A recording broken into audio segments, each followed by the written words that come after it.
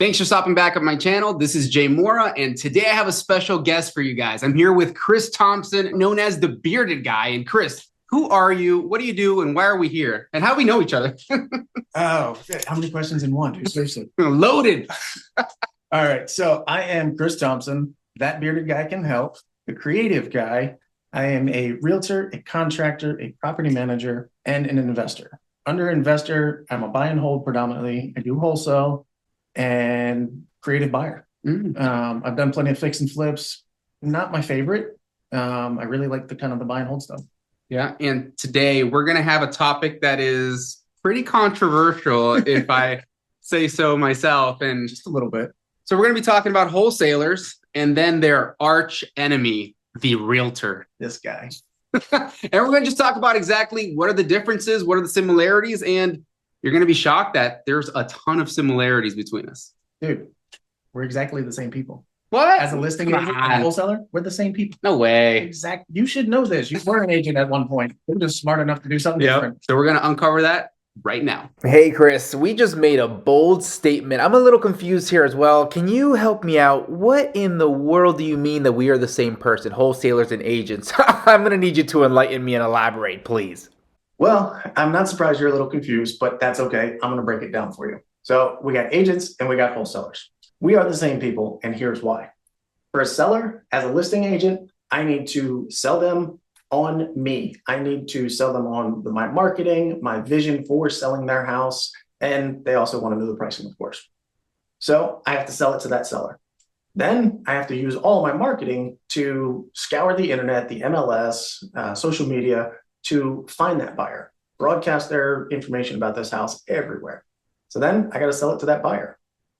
Once that buyer goes under contract, they're going to get an inspection. So I then have to sell it again for the third time to that inspector. What comes after the inspection? The appraisal. Anybody who's getting a loan, they got to do an appraisal. So then I have to sell it to the appraiser. Right before closing, we do a final walkthrough, or the buyer does a final walkthrough. So I have to sell it to that buyer one last time before they go sign that big check. So I have to sell this house 5 times. Wholesalers, you have to do the same thing.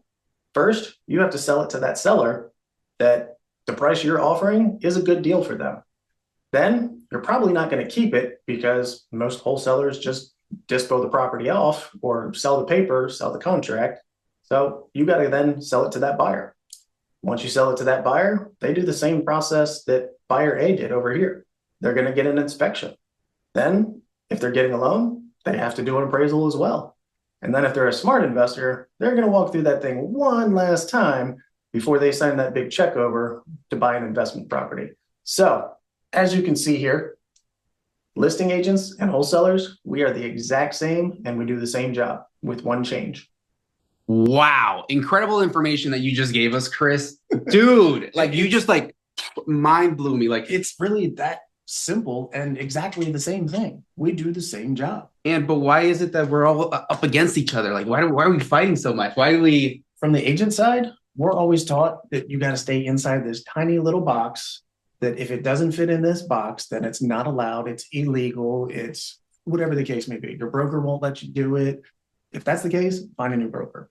That's my unhumble opinion. But back to what we were talking about, we're the same person. We just get thrown at each other like a bunch of wild wolves fighting over the same piece of meat. It's the same job.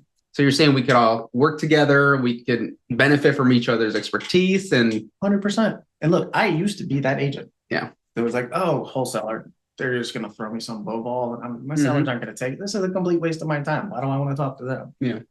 Or that, hey, I'm a cash buyer. Doesn't have to be a wholesaler. Hey, I'm a cash buyer. Lowball. That's the typical agent mindset. Yeah.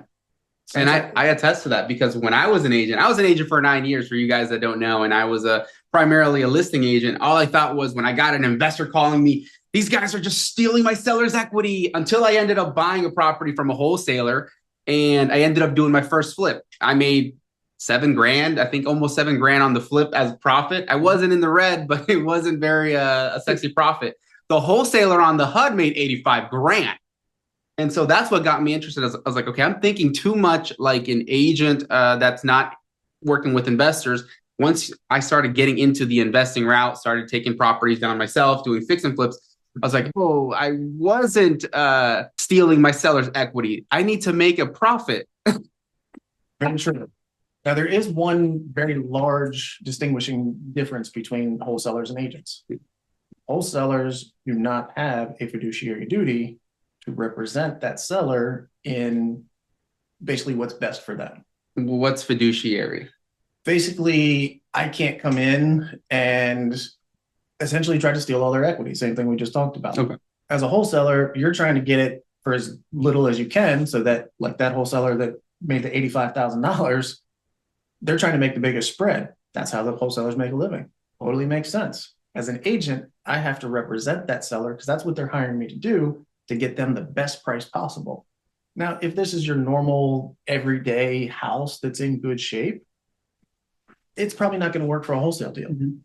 The ones that are in a pinch and need out, and the property is in shambles and it may need a cup of gasoline and a match. That's typically what wholesalers are targeting though, right?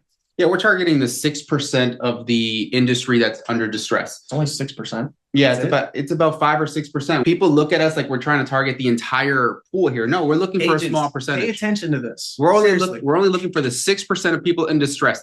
People that need help, that are going into foreclosure, that have to sell a property as quick as possible because what's their alternative? They lose their home, they crush their credit, they're left with the inability of being able to get a new mortgage, give them a cash offer that's going to allow the bank to accept the cash offer and allow the seller to walk away unharmed. There's so many different strategies we can do, but we're only targeting that 6% of the industry that is under distress that needs us.